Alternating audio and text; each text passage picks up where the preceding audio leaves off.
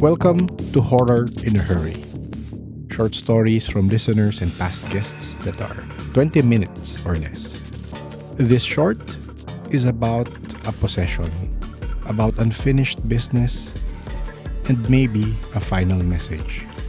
This is told to us by Biker Mama, who comes from the ad industry. Enjoy. Now, before we start, there will be a lot of names mentioned, and we have to bleep them. So I'll try to set up each part so it'll be easier for you to follow. In the first part of the story, Biker Mama tells us about a director and his producer for the project. Yeah, so when I was listening to the interview the other day, sabi ko, teka, alam na kwentong to ah.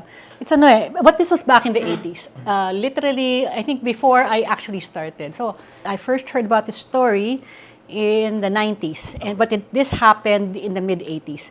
The people involved are still alive, except for, of course, the one na namatay. Namatay? Yeah, siya yung nag-possess.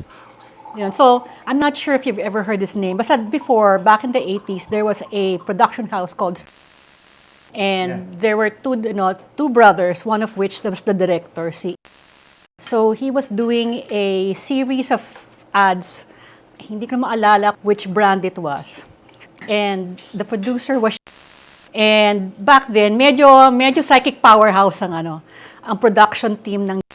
But I heard this story through the other producers. Yes. So, the way this started was, halfway through the shoot, namatay siya. Inatak siya sa puso. So, sabi namin, uy, paano yan? Tapos, sabi namin, uy, baka naman mamaya, magmulto yan para matapos lang. Aba, nagmulto nga. So, this was a series of stories. The first story, we were, anybody who was during the Ramon Magsaysay days, this is building along Rojas Boulevard. Yung aming conference room, sa dulo nun, merong parang maliit na projection room. Okay. So, if you're in the conference room, there's a small window, and if you stood by that window and looked in, you would see na meron yung projection booth. Minsan ginagamit... Film projection. Oh, film projection. Okay. Kasi noong unang panahon, may mga panahon pa ng interlock, ganon. Noong time na yun, yung mga radio ads, kanyang kakapal yung hindi, yung plaka. Magta-travel ka, ganyan kalaki yung plaka, ganyan kakapal. Yun yung buong radyo. Yung radio ad mo. Wala pang RB3 nung araw. So doon minsan, yung mga producers, naghihiwa ng mga, doon nagsasplice, doon sila tumitingin din ng mga raws, mga release, ng mga, what do they call that? Dailies. Yun. So there was a meeting, was having a meeting with somebody in the conference room. Tapos alam niya, was inside the projection booth. Tapos, nakita lang niya, biglang parang nagwawala nagsisiga. Pero hindi niya lang naririnig sa conference room. Tapos, paano niya nangyari? Tapos, lumipat siya labas siya sa pintuan, katok siya doon sa projection booth. Ano nangyayari sa'yo? Sabi niya, si Direk na andyan, kinakausap ako. So parang sabi niya, binibigyan ko ng instructions? Oo, binibigyan ako ng instruction. Para matapos yung project. Oh my God.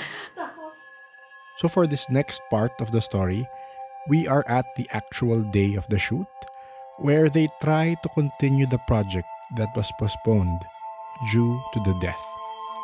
And we have our producer, S, acting a bit strange. Hindi pa tapos yung production. So, pero kailangan tapusin. Yes. So, sige, after they got over the initial shock, they went and resumed the shoot. Sabi ng mga she started acting funny at the shoot. Tapos sabi nila, anong nangyayari dito? Ba't siya ganyan? Tapos kinausap yung mga pinaka-manager. Tapos sabi niya, I remember the exact words, but basically, sinaniba na siya ni Direk. At gusto niyang kausapin yung crew. Oh my God. So, they felt it was true. Yes, okay, so they gathered the crew together. Tapos, kitang-kita mo ba ito? Nagbago yung kanyang, she was a very pretty, but also very round person. Yung chika siya. Yung kanyang body language daw talaga, naging parang body language ni nung Direk. Tapos kinausap niya yung crew, sabi niya, para bang basically, sabi niya, nahihiya ako sa inyo, na iniwan ko kayong ganito. Ganyan. Para bang nag-apologize siya dun sa buong crew. Tapos sabi niya, ito gagawin natin ha, tapusin natin to para, So, tapos after that, nag-faint daw si Tapos paggising niya, wala na daw si Direk.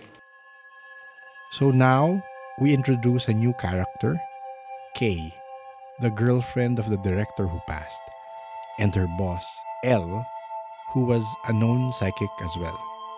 So, tapos na yung commercial. Ngayon, sabi niya, lahat kayo nakausap niyo si Ako hindi. I need to talk to So, started talking to her boss. Sabi, hindi ka handa, hindi pwede. It went on and on and on until, I can't remember what it was, but her boss owed her something. Hindi ko lang kung birthday ni or whatever. Tapos, yung pa rin na hinihingi sa kanya. Biker Mama lists the known abilities of Boss L. Can see, he can see, he can feel, he can, ganon. So sabi niya, sige na nga.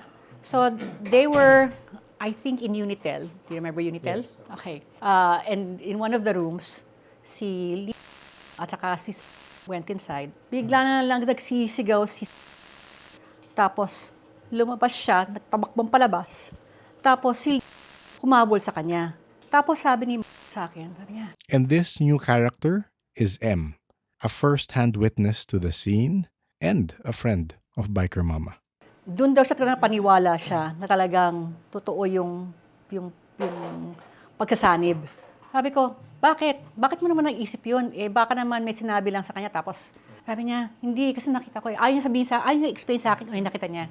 Tapos sabi ko, sabihin mo sa akin. Sabi niya, kasi nung lumabas si nakamaong. Nung paglabas niya, naka-fatigues na siya. Yung fatigue, yung suot ni Direk. Hindi rin nasabi kay kung ano pinag-usapan. Pero I think the fact na nagbago yung anyo ni just freaked her out so much that she just could not take it and ran. Meron. Biker Mama, thank you ulit. Ang dami mo palang bite-sized story para sa ating horror in a hurry. So actually, meron ka pa later sa susunod na horror in a hurry short school story naman.